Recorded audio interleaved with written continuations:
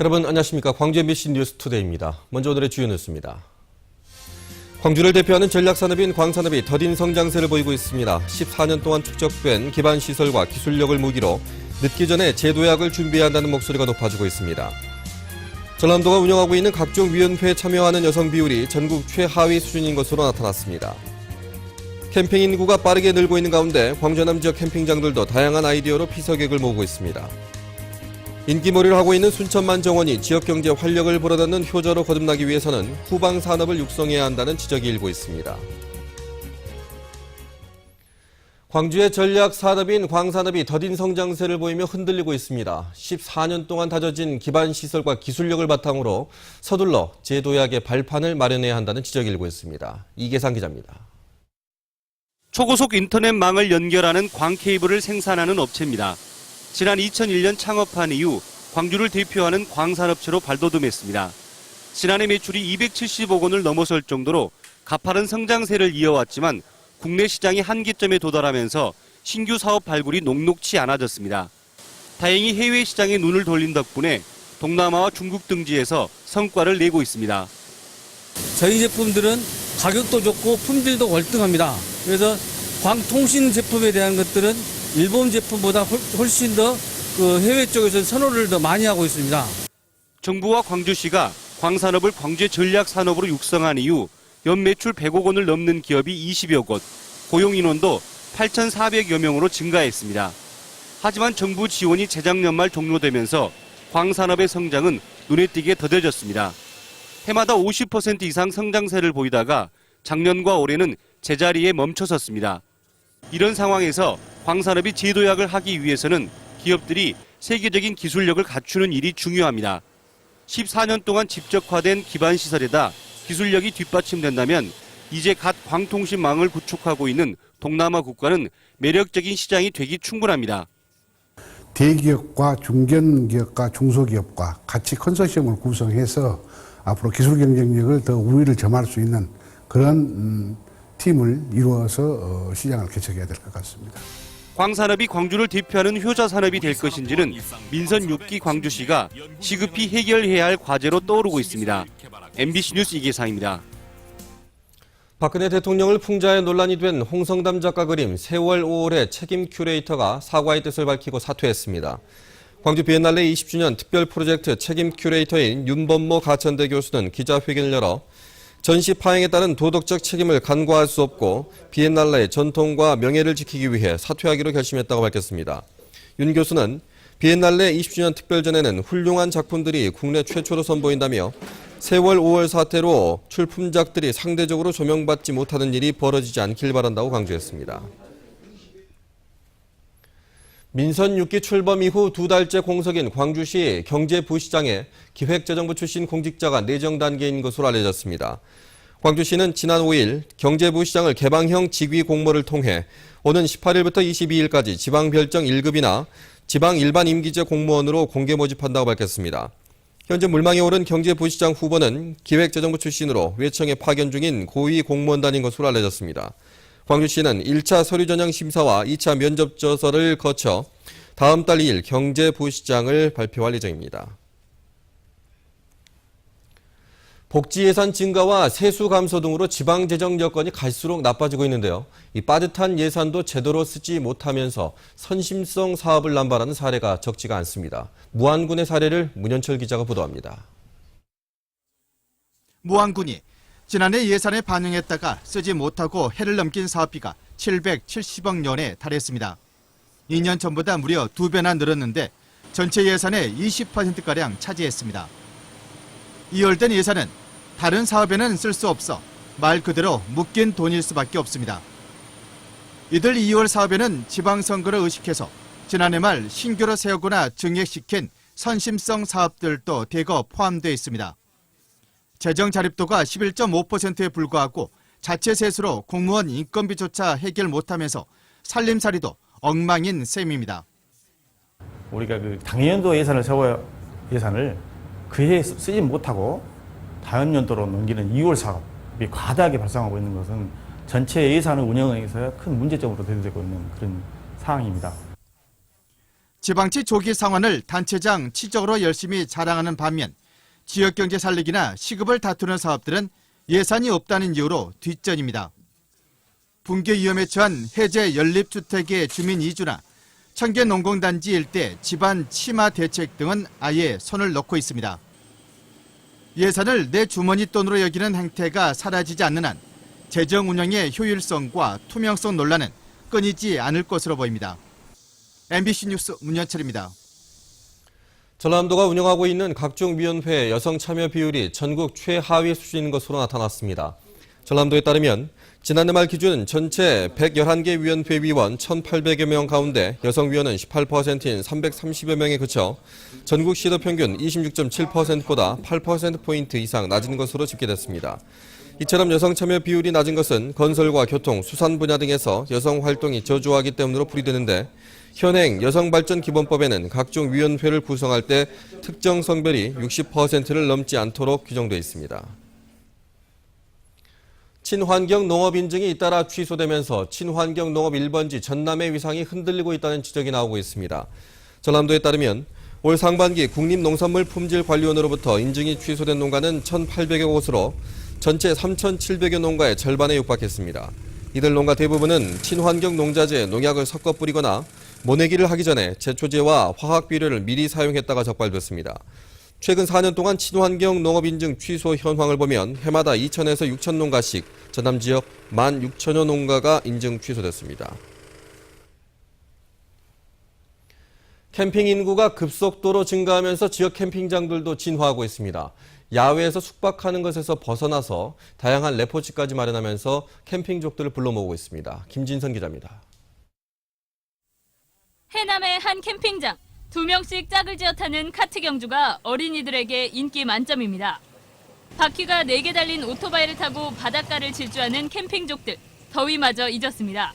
저희 나이 또래가 이런 거 운전하기 어려운데 이런 데 와서 또 좋은 배경으로 운전하니까 기분이 좋았어요.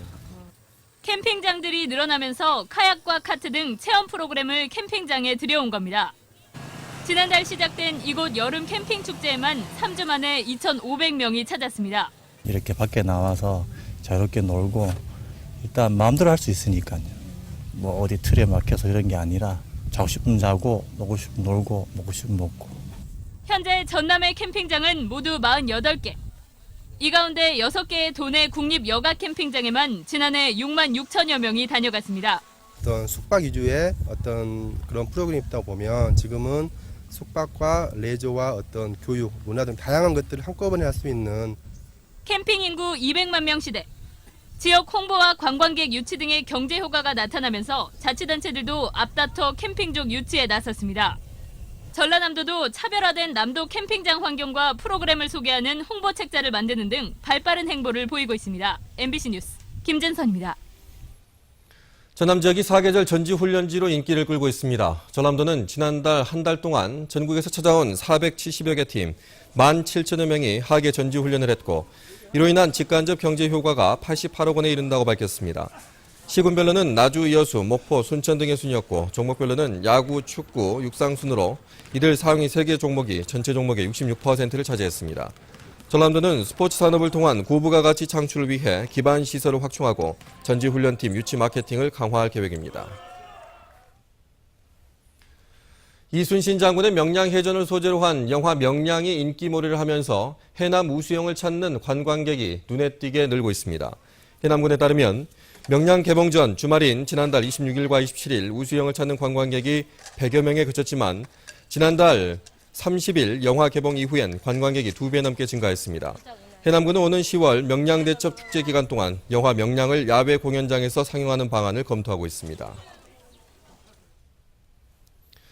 여름철 집중호우가 내릴 때 수질오염 사고를 막기 위해 가축 분뇨 배출시설 특별 점검이 실시됩니다. 전남도는 오늘부터 이달 말까지 영산강유역환경청 환경감시단과 합동으로 가축 분뇨 배출시설에 대한 특별 점검을 벌인다고 밝혔습니다. 주요 점검 사항은 가축 분뇨를 비가 올 때 몰래 버리거나 발효가 덜 된 퇴비나 액체 비료를 비가림 시설 없이 저장하는 행위 등입니다. 올해 상반기 합동 점검에서는 분뇨 배출 시설을 비정상으로 가동한 농가 등 15곳이 적발돼 행정처분을 받았습니다. 붕괴 조짐을 보여 정밀 안전 진단에 들어간 광주의 한 아파트의 중간 진단 결과가 이번 주에 발표됩니다. 평화맨션 비상대책위에 따르면 아파트 정밀 안전 진단을 맡고 있는 한국구조안전기술원이 내일 주민들이 대피하고 있는 초등학교 강당에서 콘크리트 기둥의 강도와 아파트 지질 상황 등 15일 동안 조사한 안전 진단 결과에 대해서 중간 발표를 합니다. 한편 아파트 주민 40여 명은 무더위 속에 18일째 불편을 겪고 있습니다.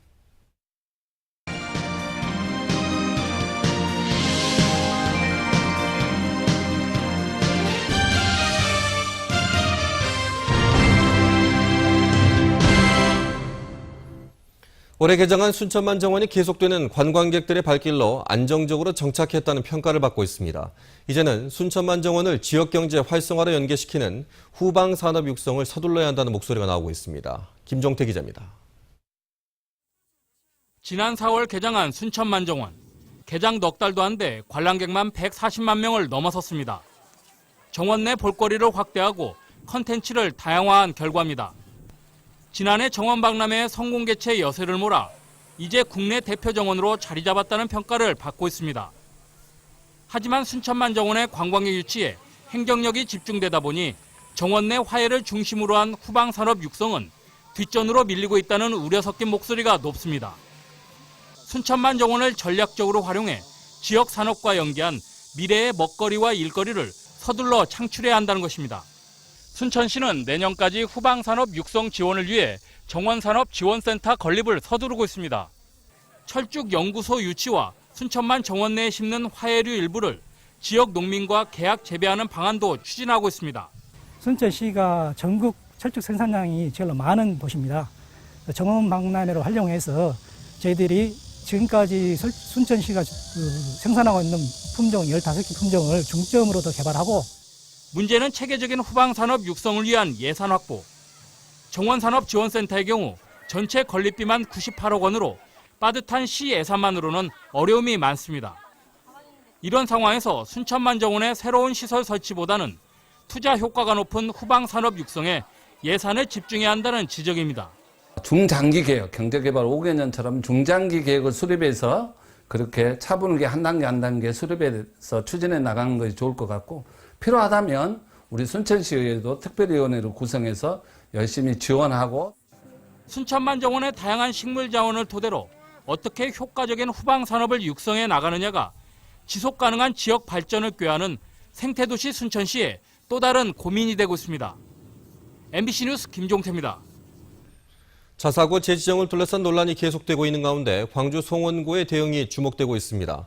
광주 송원구는 오는 14일 내년도 신입생 모집 요강 발표에 앞서 하루 전까지 전형 계획을 교육청에 제출해야 할 상황입니다. 이에 따라 학교 측이 교육청의 조건을 수용한 수정된 모집 요강을 제출할지 여부가 관심을 모으고 있습니다. 앞서 송원구는 내신 성적 30%에서 50%로 완화한 신입생 모집 요강을 교육청에 제시했지만 교육청이 이를 반려해 학부모들이 거세게 반발하고 있습니다.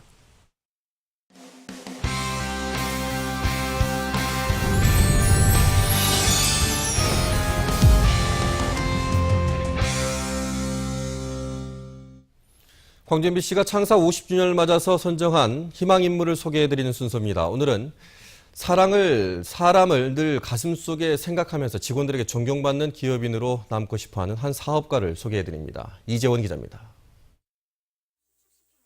인도와 차도에 설치되는 가드레일 제작 공장을 운영하고 있는 송영한 대표. 지난 98년 직원 2명으로 시작했던 공장이 지금은 연 매출 80억 원을 바라볼 정도로 성장했습니다. 업계에서는 제법 유망한 업체로도 이름도 알려졌지만 송 대표는 늘 겸손한 마음으로 직원과 함께하길 원합니다. 조그마한 회사에 젊은 청춘을 바치고 있으니 그것은 그 오너의 몫이라고 생각하고 항상 직원들하고 같이 상생할 수 있는 생각을 갖고 있습니다. 자동차 영업사원과 해장국집을 운영하며 겪었던 젊은 시절의 고생이 송 대표에게 가져다준 결론이었습니다. 그래서 직원을 채용할 때는 능력과 인성을 가장 중요하게 보았고 직원들의 복지와 잠재력 개발에 각별한 신경을 썼습니다. 그리고 그 결과는 80개가 넘는 특허와 의장 디자인으로 이어졌습니다. 사회에 나오니 너무 힘들다, 먹고 살기 힘든데 하여튼 열심히 하니 그래도 어떤 성과물이 생기고 그래서 보람도 있습니다. 20여 년 동안 가드레일 한 종목만 봐왔던 송 대표는 쉬운을 넘긴 나이에 새로운 도전을 시작했습니다. 빗물을 중요한 자원으로 인식하고 빗물 저류조 연구 개발에 뛰어들어 재해 예방과 빗물 재활용이 가능한 저류 시스템을 개발하는 데 성공한 것입니다. 물 부족 국가가 됨으로써 물이 그 중요성이 있기 때문에 우리가 물을 잘 활용해야 되는 부분하고 국지성 요즘은 폭우가 많이 오기 때문에 그 재해 예방 측면에서 그 유용한 제품. 고생해서 이룬 기업을 자식들에게 물려주지 않고 직원들에게 돌려주고 싶다는 송영한 대표. 그래서 세상에서 존경받는 기업보다는 직원에게 존경받는 기업을 경영 철학으로 삼고 있습니다. MBC 뉴스 이재원입니다.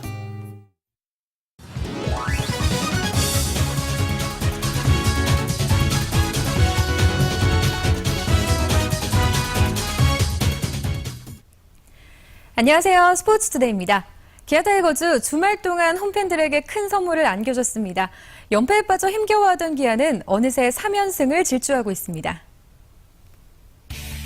기아 타이거즈 선발진들의 연이은 호투로 다시 반등의 기지개를 켜고 있습니다.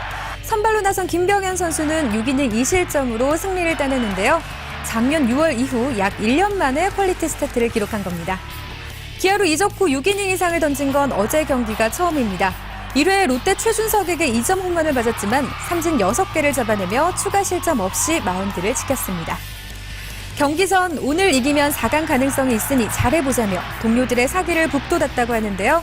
할 수 있다는 믿음이 승리를 가져왔습니다. 타선에서도 힘을 보탰습니다. 1회 롯데의 홈런포로 초반부터 분위기를 빼앗길 뻔했지만 필이 곧바로 홈런을 쏘아 올리며 경기를 원점으로 되돌려뒀습니다. 결승타는 신종길의 방망이에서 나왔습니다. 주자 만루 상황.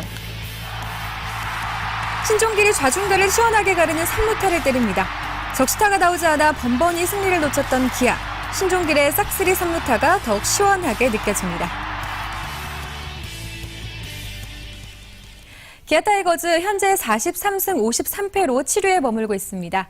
4위 롯데를 3게임 차로 다시 추격하면서 꺼진 듯했던 4강의 불씨가 다시 되살아났습니다. 이번 주도 할 수 있다는 자신감으로 멋진 경기 보여주길 바랍니다. 스포츠투데이입니다.